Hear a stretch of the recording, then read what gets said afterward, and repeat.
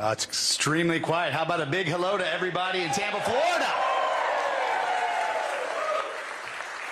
Listen, I'm just here to say the prayer, but it can't be that quiet, all right? So, as this governor always does, he puts God first in everything that he does, as should we. So if you would please join me and bow your heads as we pray to our Lord above. Dear God, please provide providence to our governor as he takes on the states and shows the way of Florida's freedom. Please, God, help those sheriffs that we're about to honor today and highlight their support. Make sure that your hand guides them as they provide safety and security as first responders in making our state safe. Dear God, please provide providence over the state legislators, Ashley Moody, and every other elected official who's up here as they take on the charge of protesters and those who believe that they have a better way.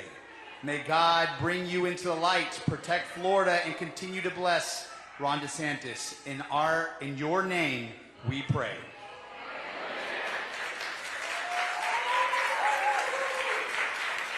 Hello, Tampa. We are now going to pledge to the greatest flag of the greatest country this world has ever seen. I pledge allegiance to the flag of the United States of America and to the republic for which it stands, one nation, under God, indivisible, with liberty and justice for all. Yeah. Man, it is great to be here today. It's amazing to see so many familiar faces, leaders, warriors, people who I've gone to battle with. Romy, Gabby, I want to highlight you for being here. I love you, brother. Thank you.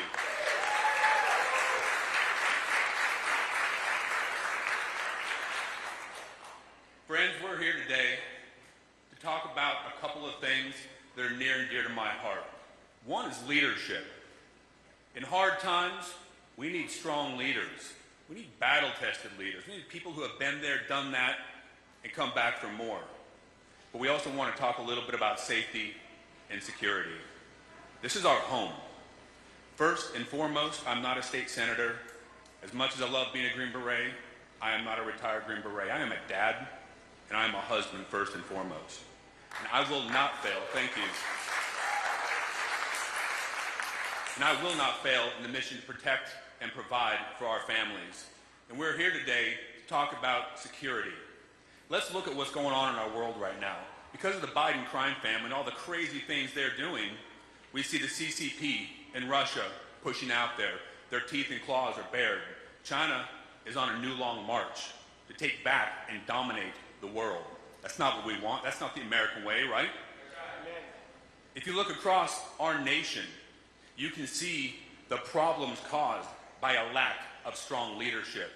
From the Golden Gate in California to the halls in Philadelphia, we have riots. We have police on their heels.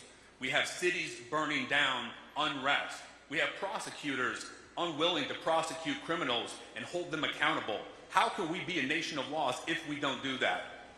I would submit that we cannot. Across this nation, we look to one space. Here in Florida, what do you suppose our #1 export is? Tourism? Nah, man, it's freedom. We know what's right.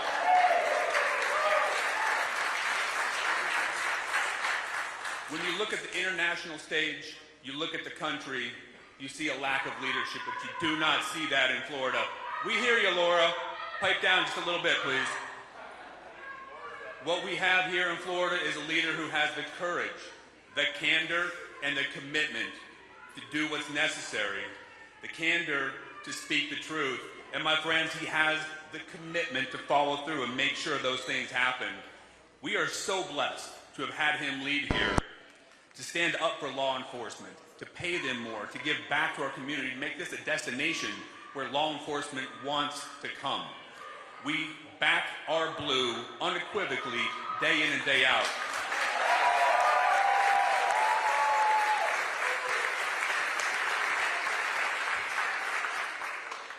Because we know that leadership matters.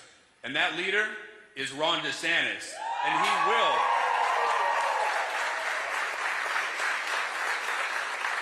and he will be the next president of the United States. We are blessed. And here's how I know why. Because he is an amazing governor, but he is a dad, he is a husband, he is a veteran, and he is someone who has done hard things and gone back to the well time after time. He understands one universal truth, that in this nation, we have a responsibility that we are blessed to carry, and that is to protect, provide, and preserve those freedoms, those truths that we hold to be self-evident for our children, just like our families did for us.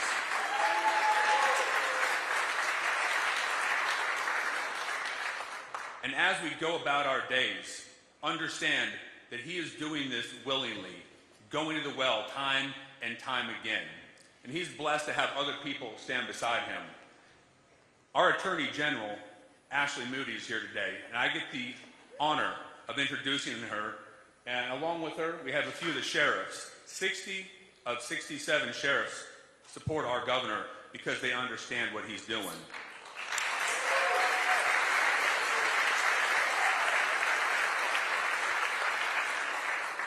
So without further ado, I would like to call on America's Attorney General, Ms. Ashley Moody.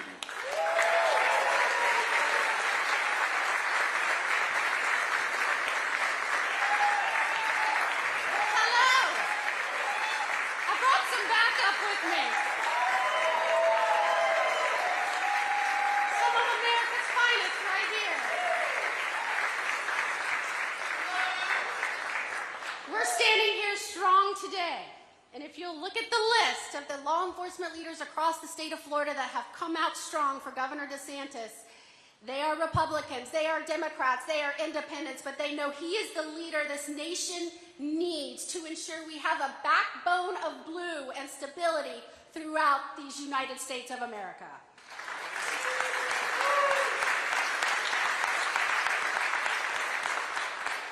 Governor DeSantis and I first got in office, and we're so grateful to you and so many Floridians who trusted us to lead this amazing state.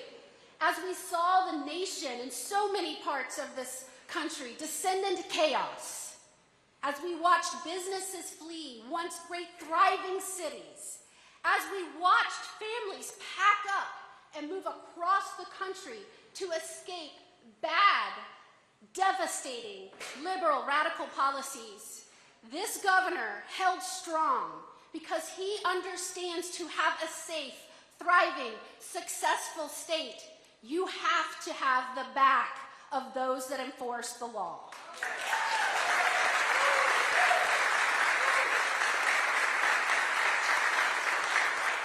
And it didn't matter if it was a corporation or a radical activist that sought to undermine or disrespect law enforcement, Governor DeSantis never wavered, never backed down. He always stood strong. And when other parts, other leaders, other jurisdictions defunded, demurred in the face of chaos, he stood resolute and said that will never happen in Florida. And as we watched all of that insanity take place, he ensured we did the opposite of defunding. We funded, we gave raises, we gave training programs, we gave bonuses to move here.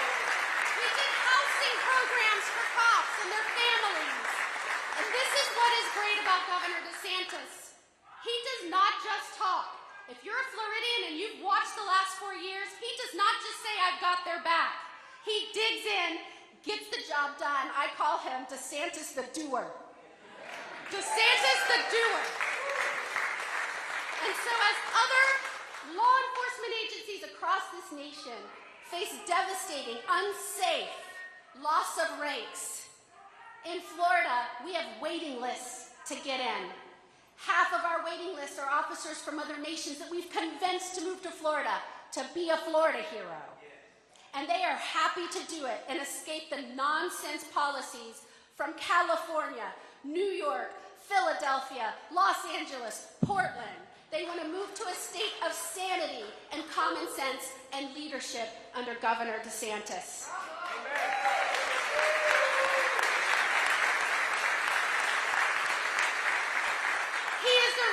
Florida is leading the nation in net migration. He is the reason Florida is leading the nation in new business formations. He is the reason we are breaking tourism records every single year. Because Florida may be known for an orange, but we are bold for blue.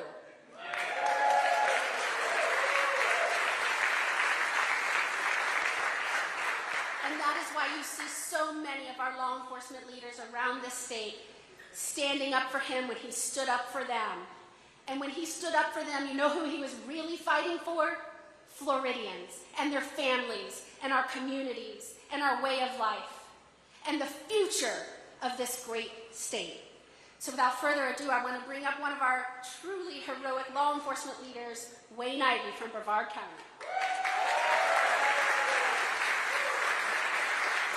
Good afternoon, everybody.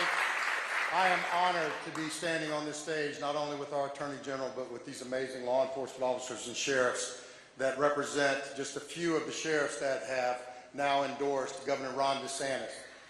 60 Florida sheriffs all understand that Governor DeSantis has been the backbone of Back to Blue.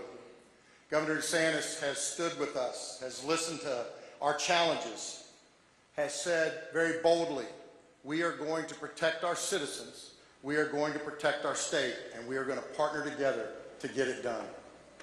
Governor DeSantis, like each of us on this stage, understands that government's one and only responsibility is to protect its citizens. He understands that that goes as far as protecting our citizens, our cops, and our Constitution. Protecting our rights all folds into that, even the rights of someone that doesn't necessarily agree. Governor DeSantis has stood with us. Because of his leadership, we have been able to recruit incredible law enforcement officers from around the country. We've been able to take care of the incredible brave men and women that were already working in our forces to protect our communities. They say that past performance predicts performance. Well, all you have to do is look at the performance of Governor Ron DeSantis, and you know that we need him to take the Florida model to the nation.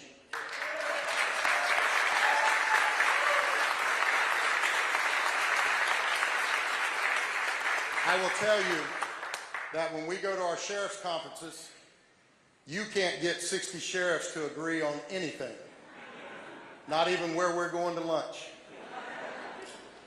But 60 of us have united behind this governor. 60 of us understand that we need him to fix the crime problem that's plaguing our nation. And it's ironic that that crime problem is plaguing our nation, but Florida is at an all-time crime rate low.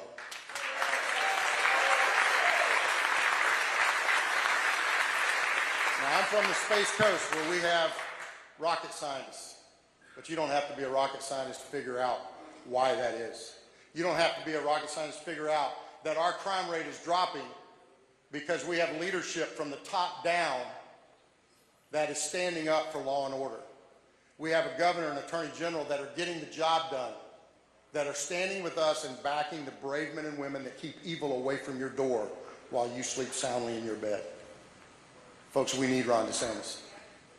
We need Governor DeSantis to take his plan to the nation so that citizens across this great country can once again sleep safely and soundly in their beds. It is my distinct honor, on behalf of all of our sheriffs, to introduce Florida's Governor, Ron DeSantis.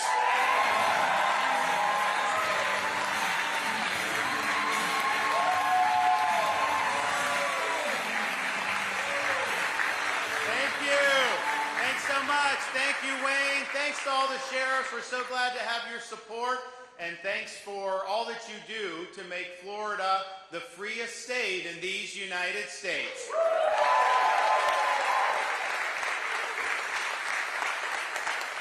We were just out in California last week for the presidential debate at the Reagan Library in Southern California, and I ran into a police chief for one of the municipalities. I said, how y'all doing? How's it going? He's like, well, we're good. It's just all my officers want to move to Florida now.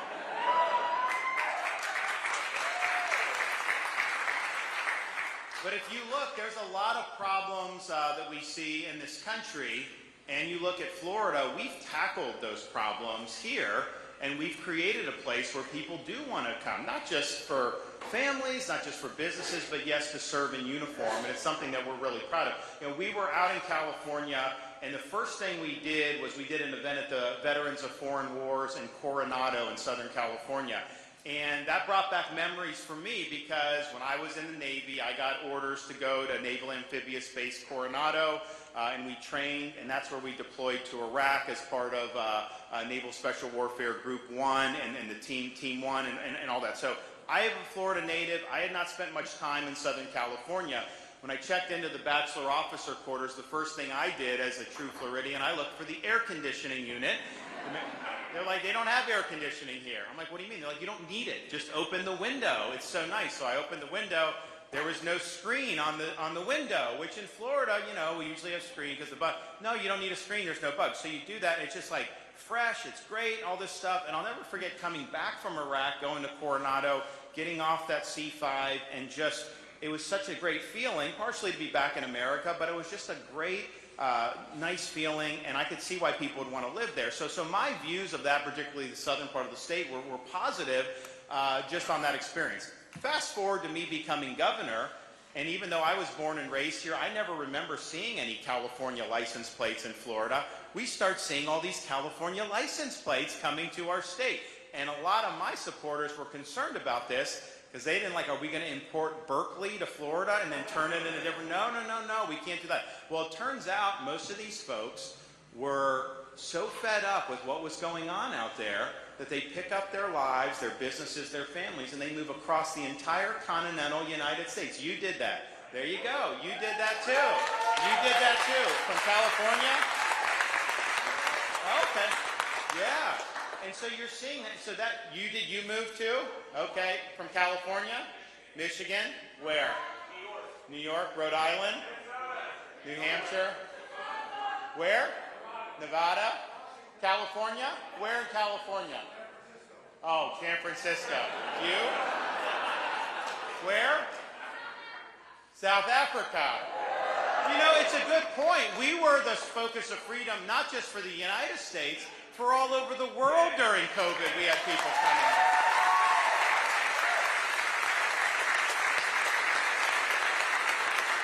So why were people doing it? Well, yes, they were fleeing COVID authoritarianism in San Francisco, California, LA, Chicago, all these places. I'll never forget the people that left those lockdown states. The first time they arrived in Florida, go to the airport, they get out, and they were like, whoa, people are actually living their lives. And it was like being in a different country. So we became the place, not just people to move to, but to visit and just to get a break. And I've run into people across the country that thanked me because they spent 3 weeks in Florida in like the winter of 2020, 2021, and they were able to escape in Illinois or Michigan or some of these places. So we played a Puerto Rico. So that was part of it. But I can tell you this, and we understand how important it was, but we had to fight back against a lot of people to keep this state free. When we were taking stands to make sure the kids were in school, to make sure our businesses could stay open, all these things, I was getting attacked, I was getting pilloried, the media, all this stuff.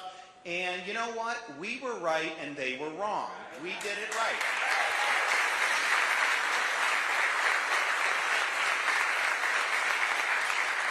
Now, I was doing an interview when I was out in California, and it was Bill Maher on HBO, and he said, you were right. You didn't get the credit you deserve for what COVID, all that stuff. But, what I said back was, honestly, I don't want credit. What I want is the people that push those policies to be held accountable for what they did.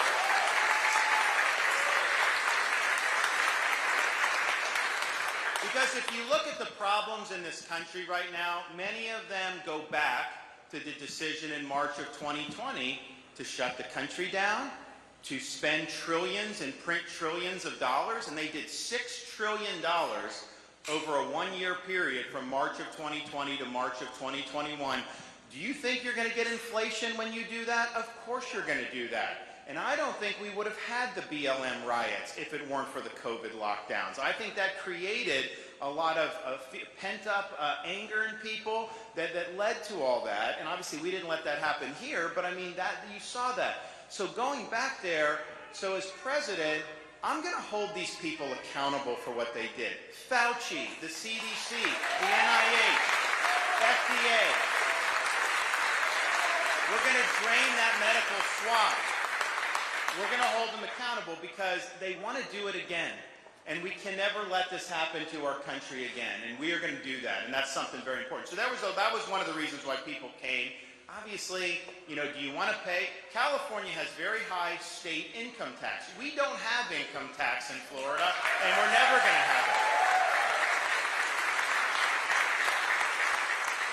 And that's good, but here's the thing. We don't have income tax.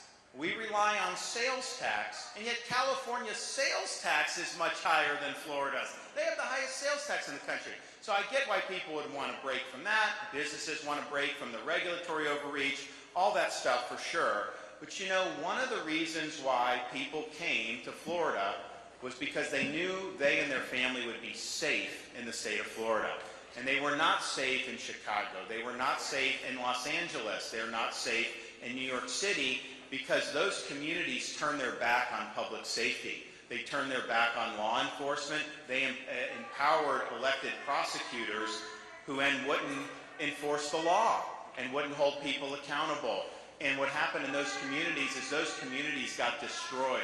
And I've been to San Francisco in the last few months. Businesses still boarded up to this day.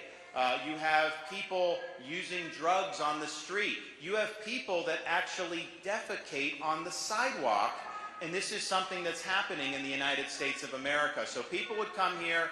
Any realtors out there, I'm sure you've asked, why did you come? And a number of them said public safety. I'm sick of having to worry about this. My wife and I were in Southern California. We're doing different events while we're out there, and we ran into about 6 or 7 people that had been mugged within the last year. And I'm thinking to myself, I've been going to events for how long? I've never met anybody in Florida who had been mugged. I'm not saying there's no crime, but it's almost like a common occurrence that this is happening. You know why it keeps happening? Because the perpetrators aren't put in jail where they belong. That's why it keeps happening.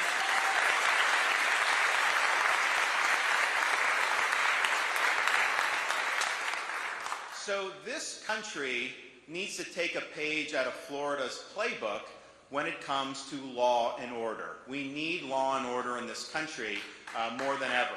And we're going to bring that about. First of all, it matters to have a governor like I've been, and it will matter to have a president of the United States like I will be, that will stand up and defend the people that wear the uniform, the law enforcement community. It's important to do that. They don't get a lot of support in some of these cities. Obviously, their budgets have been slashed. You've seen a lot of attacks on police. And then you have prosecutors that won't prosecute. You have no cash bail where they get put right back on the street. So put yourself in that position. If you're a police officer in one of those jurisdictions, you get no support, you get blamed. You can risk your life to apprehend somebody dangerous. They get put right back on the street. You got to do it all over again 2 weeks later. It's not good. Morale is low. And of course people aren't gonna want to be involved in that. And so we see that happening. And just the fact that you have somebody standing up and saying, we support what you do, that means a lot, because they don't get that in some of these cities. They don't get that in some of those states. And they certainly don't get it with the current president of the United States, I can tell you that. And so we need to do that. So that's going to be very important for us to just set that as something that's important, that we respect and we appreciate. It's also important because young people are not going to want to go into law enforcement if it's not viewed as a positive profession. And we in Florida have done a lot to streamline the ability to go to academy. If you join law enforcement in Florida as a young person, you get a $5,000 signing bonus from the state now. Police, sheriff's department, state agencies, all that, we do it. And part of that is we want to show that this is meaningful for the state of Florida. You also get, if we recruit you from out of state, you get a $5,000 signing bonus. So people have come from Baltimore, New York City, Chicago, all these places. They've come, and I don't know, maybe these sheriffs can correct me, maybe some of the police chiefs around the state can correct me.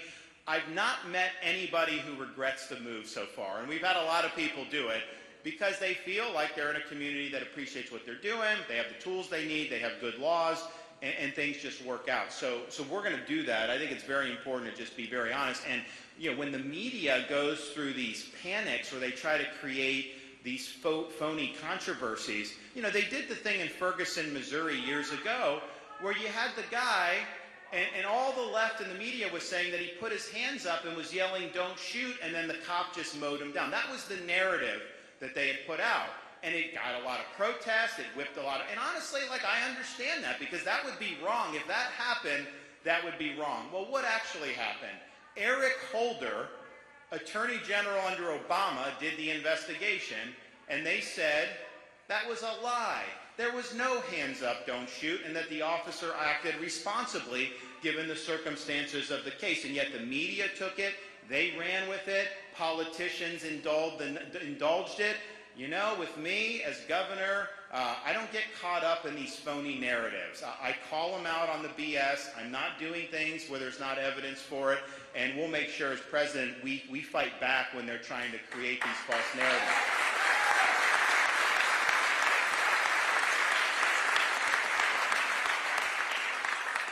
The other thing that we're seeing across the country are laws being implemented designed to give the criminals the ability to be back on the street after they're committing very dangerous crimes.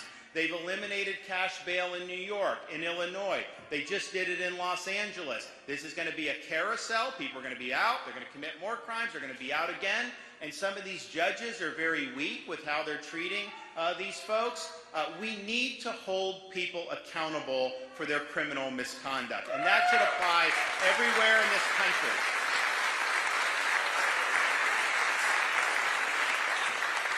And one of the worst things that's happened over the last decade is the election of prosecutors, oftentimes with funding by liberal activists like George Soros, where they get elected and then they say they're not going to enforce laws that they disagree with.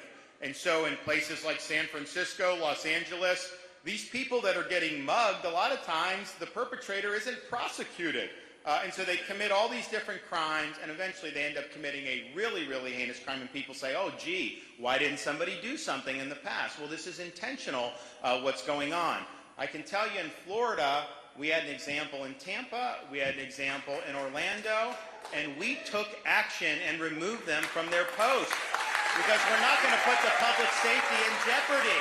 It's not going to happen in the state of Florida.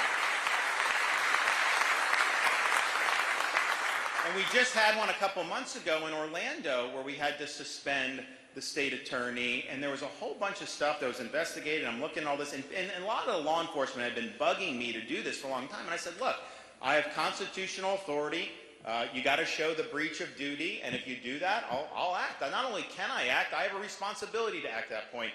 And they did, and this is somebody who was flagrantly not fulfilling the oath of office, putting people back on the street. It ended up with 2 police officers shot in the face with some guy that should have been behind bars a long time ago. And I can tell you this, that decision that we made in August, that decision has saved lives in Central Florida. No question.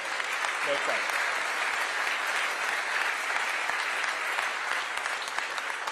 So as president, we are going to use the authorities of the executive branch and all relevant agencies to hold Soros-funded prosecutors accountable for their misconduct. We're not going to let our cities crumble anymore. We're not going to let people be victimized to no end by people that have a political agenda, and they're imposing that political agenda on the public in ways that, yes, people are dying, people are fleeing the cities, and we just can't be we can't succeed as a country if every urban area ends up being hollowed out because of runaway crime. So we're going to do something about it.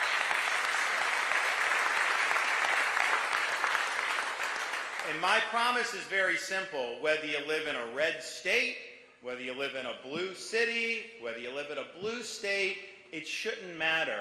the people that commit crimes must be brought to justice. They must be put in jail when they're committing serious crimes.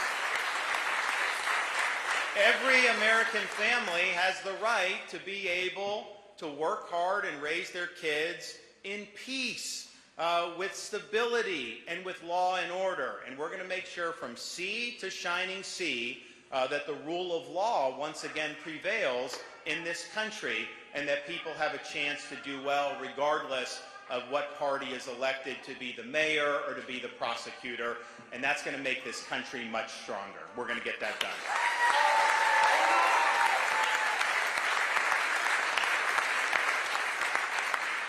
A lot of stuff in politics is people make promises, they do slogans. The question is, what results are you able to deliver? And in Florida, and look, they were giving me great credit, and I appreciate that, but honestly, the fact that we have a 50-year low in the crime rate is because these folks and their deputies and the police folks are wearing the uniform, they're going out there, and they're risking their lives to keep you safe. That's why we're doing it.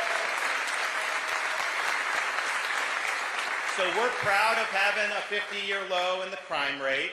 We're proud to hold people accountable. We just had a law go into effect that authorizes the death penalty for pedophiles, and we're proud to be pushing forward on that.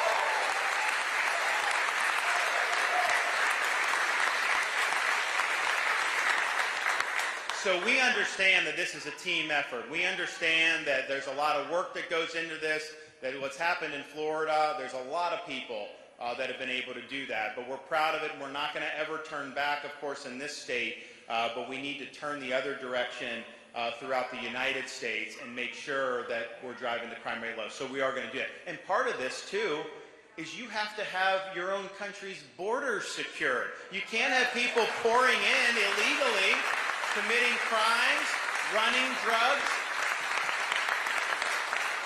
You know, what they're doing, now they're saying, Mayorkas, the DHS secretary, has asked to waive some environmental because there's a need to build a wall at the southern border. Well, I could have told you that a long time ago. It's interesting, though. I will actually get the wall built because we do need it built. But you can't just sloganeer about it. You actually got to get it done. And so we were in Iowa on Sunday. Donald Trump was there doing a rally, and he started talking about his famous promise to build the wall of Mexico, pay for it. And obviously that didn't happen. He said, well, look, there was never any way I could make Mexico. He's like, you can't just ask them to pay. There was no legal mechanism to get it done. He's like rationalizing this. That was not what he said at the rallies in 2016. I was there for those rallies. He was there. But it's also not true. You actually can get Mexico to pay for the wall. How do you do it? No, you don't just go to them and demand it. What you do is you impose fees on all remittances that are sent back to Mexico and other countries. It's billions and billions of dollars that we would be able to raise and then put towards building the border wall. So one of the things I like to point out to people is every promise I made as governor, I've delivered on 100%. I'll do the same as president, but not only that, I'm going to deliver on other people's promises. So I will follow and deliver on Donald Trump's promise to build the wall and have Mexico pay for it. We'll get that done too.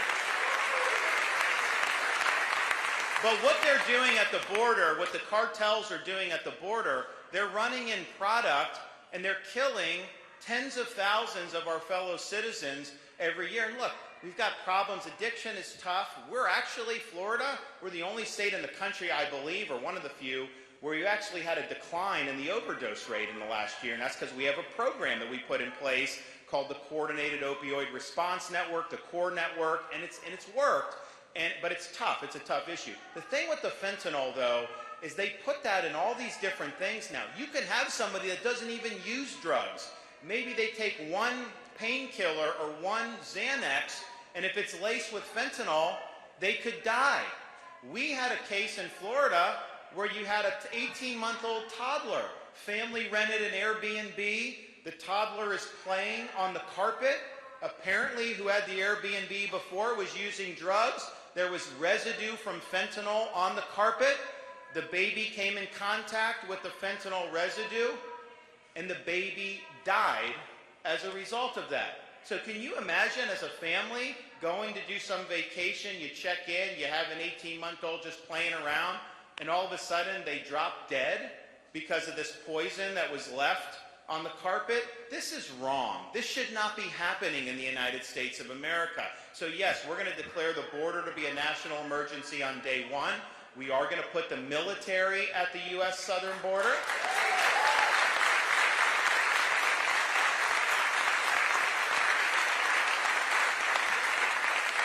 We will build the wall. We'll stop the invasion. We'll make sure that you have remain in Mexico. When people know they're not just going to be let in, it changes behavior. In Florida, we have boats that try to come into South Florida from places like Cuba and Haiti. Coast Guard is supposed to interdict, and they actually do a good job, but they don't have enough people. So I don't know, a year ago, we put in our boats to supplement in the state. So they come, you interdict, you turn them over to the Coast Guard, they bring them back to Haiti or whatever. And guess what?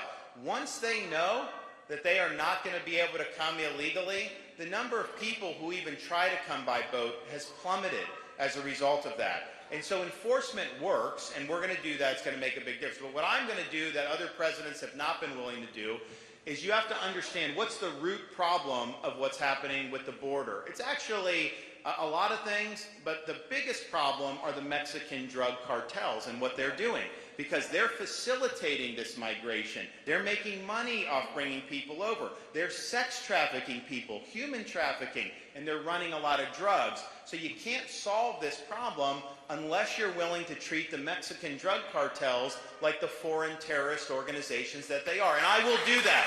I'll get that done.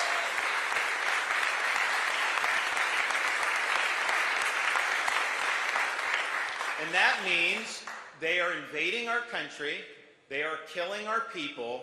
The president, as commander-in-chief, not only has the right, the president has a duty to fight back with lethal force. And that's what we're going to do if they're coming. And I was actually down, if you go to the border, obviously most of it's wide open. There are places where there are walls or barricades. And there was one place where it's pretty high, steel beams, and these guys are like working at the foot of the wall. I'm like, what are you doing? And they're like, we're patching up the hole that the cartels cut in it. So they literally will cut a hole in the wall, bring the fentanyl in or whatever they have, and nobody does anything to stop them. And so what I said, I'm going to have people stationed. We're going to have whatever we need in terms of the infrastructure. But if they're breaking into our country with drugs and part of the Mexican drug cartels cutting a hole in, that will be the absolute last thing they do, because we are going to leave them stone cold dead at the border. They're not going to do it after that, I guarantee you that. They will get with the program. And so we're going to do that. But that, to me, is very important for rule of law. So when all is said and done, I'm going to be able to, look, I'm appreciative of all the great things the Attorney General was saying about Florida and everybody else. And, look, I was born and raised here. I've always liked the state, but we've got a lot of pride in the state right now because of how we've handled things and the fact that we've defended freedom and we've gone our way and we fought back against the insanity that's really enveloped this country. We're proud of that. But this country as a whole is going in the wrong direction. This country is in a state of decline. I'm actually going to be debating the governor of California in November. Can you imagine that?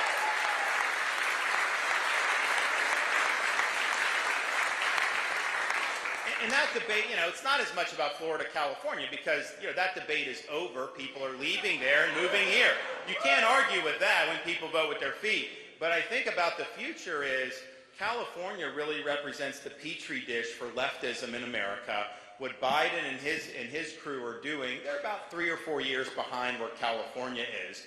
And so that represents the future if Biden or Newsom or whoever gets in there in 2024.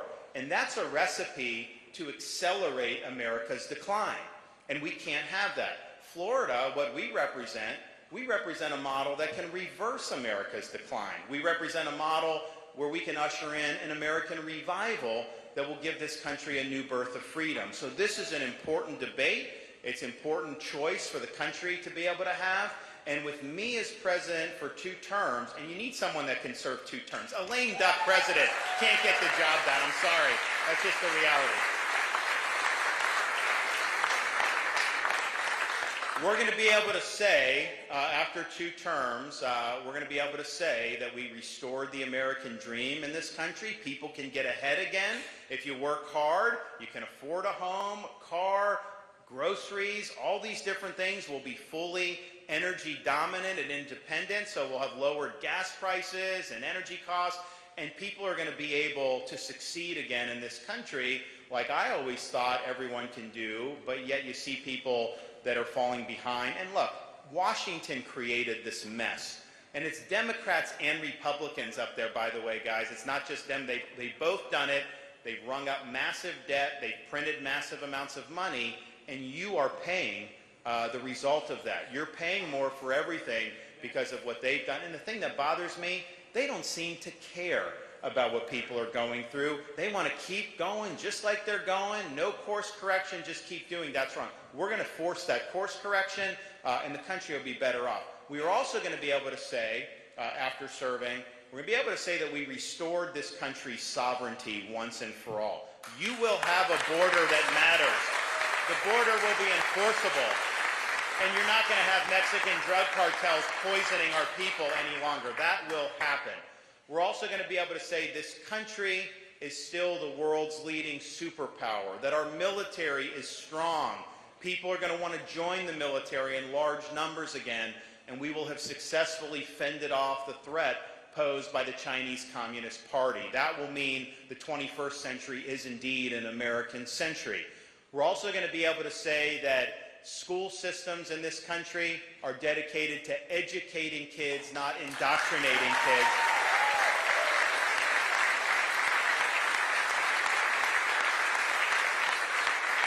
We'll be able to say that the rights of parents are once again respected in this country. We're going to be able to say that kids are being taught to understand our Constitution and what it means to be an American, and we will leave the woke mind virus in the dustbin of history where it belongs.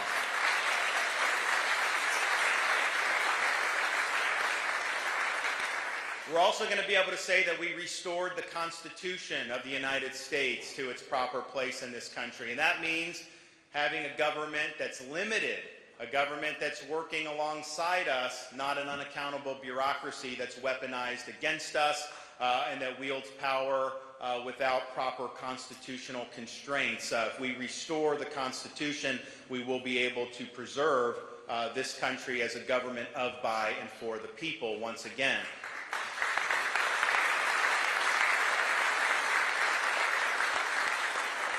And finally, we will have restored, in every community in this country, we will have restored the rule of law, we will have restored public order, and I don't care where you live, I don't care who's getting elected, in every corner of this country, the bad guys need to be brought to justice, and the good guys need to be protected, and that's exactly what we'll do across the country.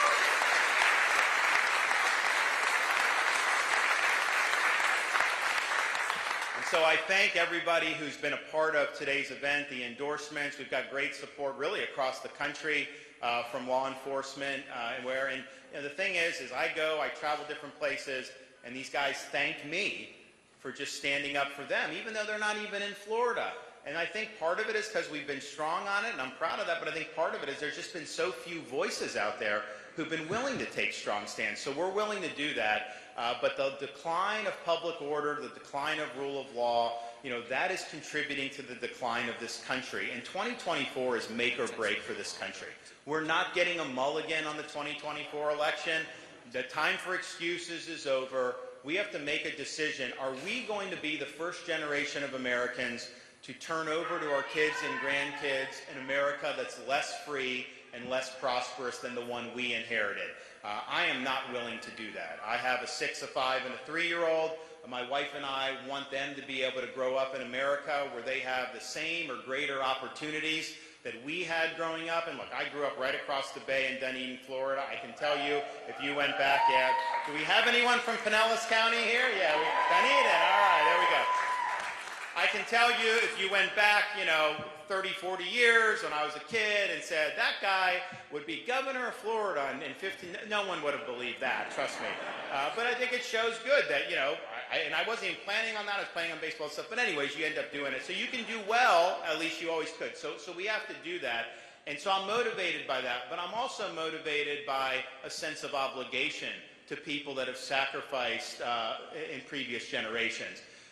When I used to go up to Washington and fly up there, there was a particular route you could take on the plane that took you flush parallel to the National Mall. So if you looked out the left side of the plane, you saw really up close, beautiful views of the Lincoln Memorial, the reflecting pool, the Washington Monument, all the great monuments, and even up on the hill, the beautiful U.S. Capitol building. You felt a sense of pride as an American because that symbolizes the ideals and the principles that make us unique as a country. But after doing that a few times, I realized, as impressive and as awe-inspiring as that was, those monuments were not the best monuments for our country. Because if you looked out the other side of the plane, you looked over the Potomac River, you saw a series of small, nondescript monuments orderly arranged over the rolling hills of a place called Arlington National Cemetery. And it occurred to me then,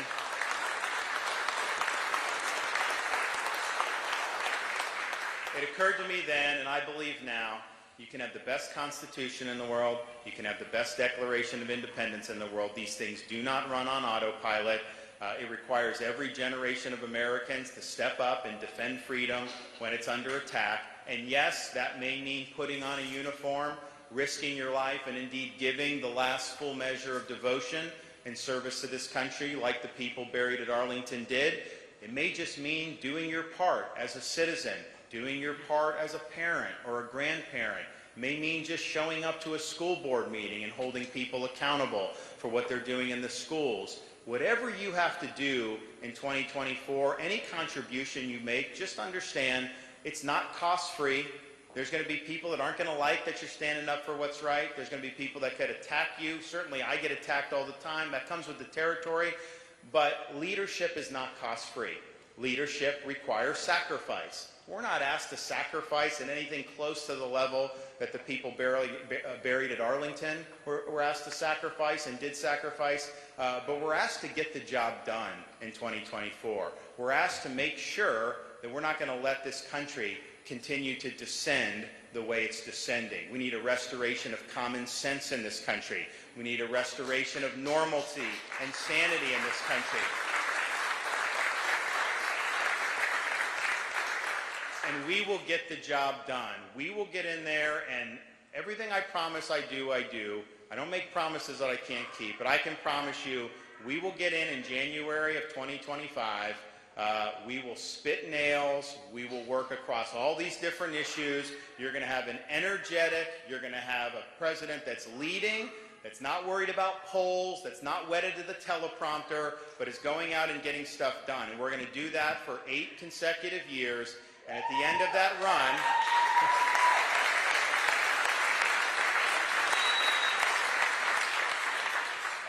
that run, we are going to be able to say that we restored America to what President Reagan called a shining city on the hill. We'll have left the city stronger, we'll have left the city freer, and we will be turning over this country to our kids and grandkids better than we found it. Thank you all. God bless you. Thanks so much. Thank you. Thank you.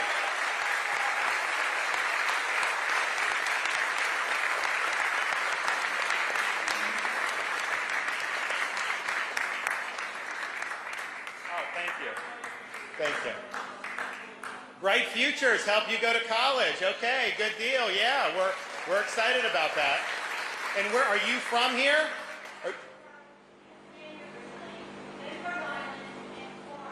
When did you move to Florida? Okay.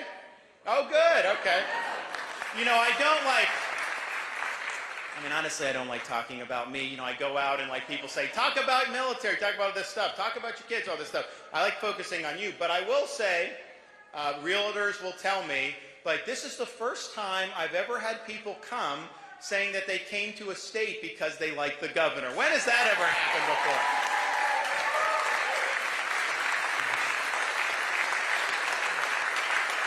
All right. Anybody else? Yes. Governor. So I'm used to seeing people on the left protesting you and demonstrating against you, and now it's just crazy seeing people wearing Trump shirts that are coming at you. Are they just upset that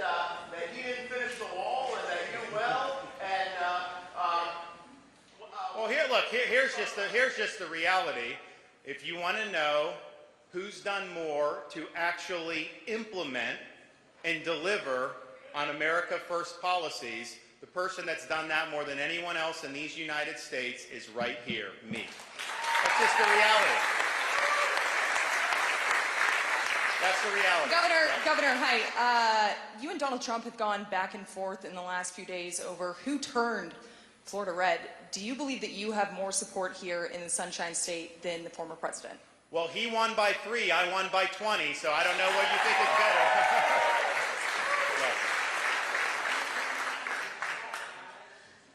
I support you, but how are you going to get the votes equal stadiums? Not anymore.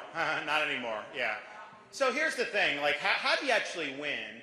And we won the best election that any Republican governor candidate has ever done in the history of Florida. We have super majorities in the legislature. We flipped the Hillsborough County Commission to Republican. Who thought that was possible?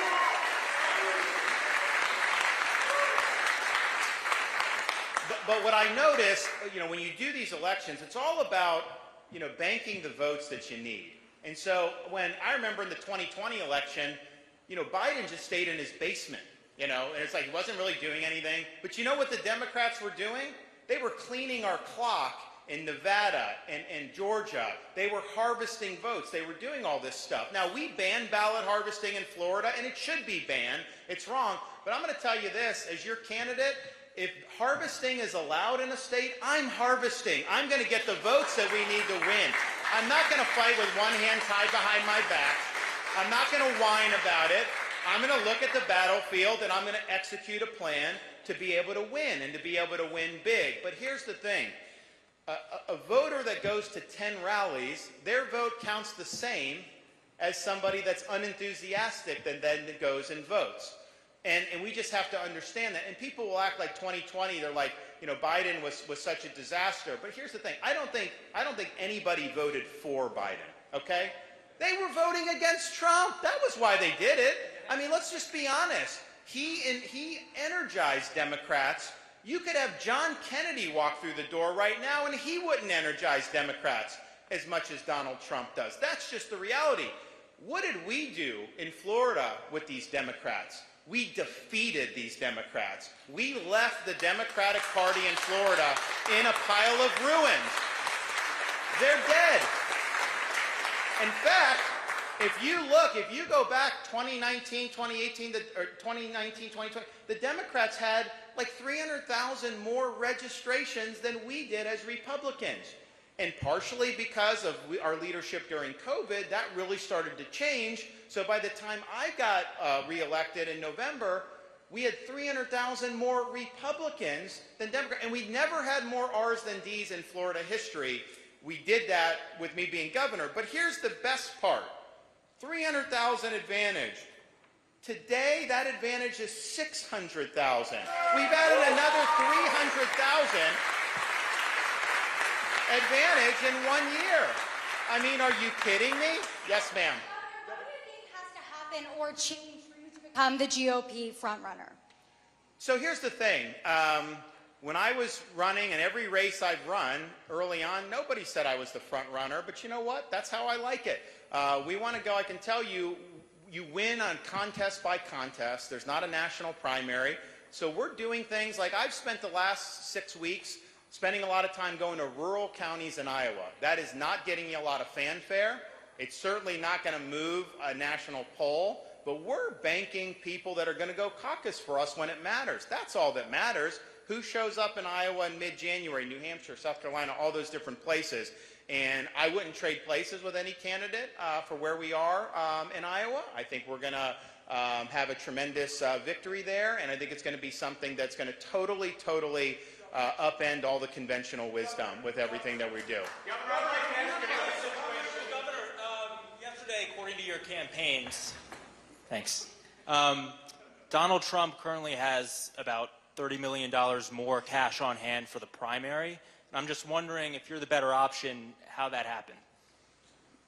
Well, why is he raising that money, and where's that money going to? Isn't it going to a lot of lawyers? I mean, like, you know, I mean, seriously, like that, I get that, and I get he had a lot of boost on some of those things. But if you look at total, all the different committees, we're still ahead of everybody when you count the other PACs and everything, and we're going to continue to be very strong. You know, people tried to say this months ago. That was wrong. We proved them wrong. We're going to continue to prove them wrong again going forward. But 100% of what we're doing in our entire universe is being spent on actually delivering the victories that we know we need. And I think that that's important, that that's going on. So. Thank you. Talking about money raised, you had $5 million. In Southwest, or are you up here now? I'm up here for you today. Oh, okay.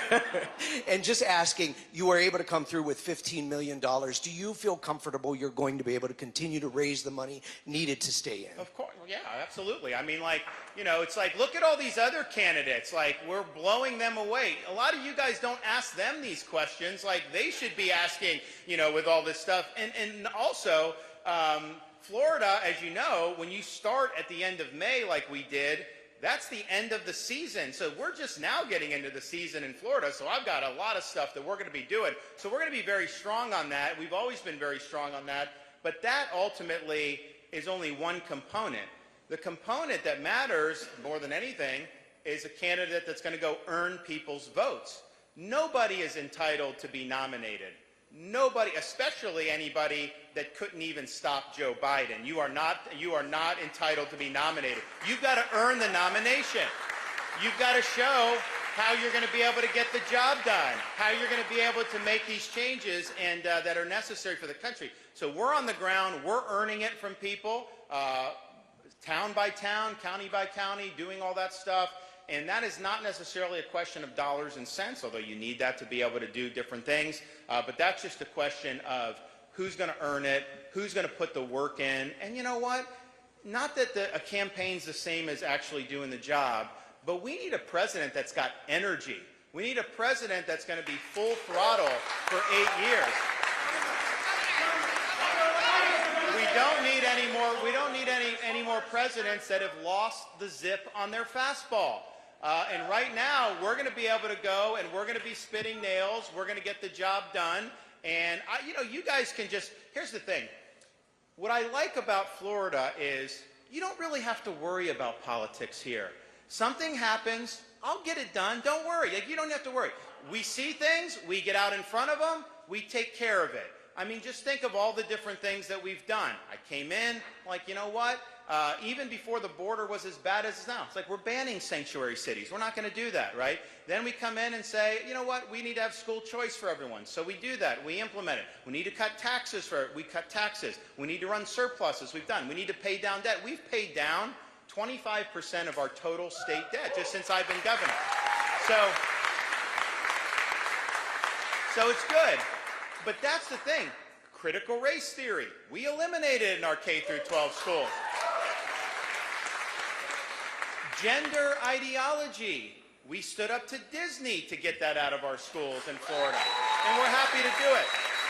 So I think we need to get the country back to where, you know, political controversy is not dominating our lives, not dominating our society. And so with me as president, it's just going to be wake up, execute the mission, you know, go back, tuck my kids in at bed and say, read them, go back the next day, execute, come back and do it. It's all about delivering results. I'm sick of the fanfare. I'm sick of the entertainment. Politics is entertainment. I'm sick of all the distractions and all the hoopla and all this other stuff. Now is the time to focus 100% of our energy on the American people and what we need to do to turn the country around. Thanks, everybody.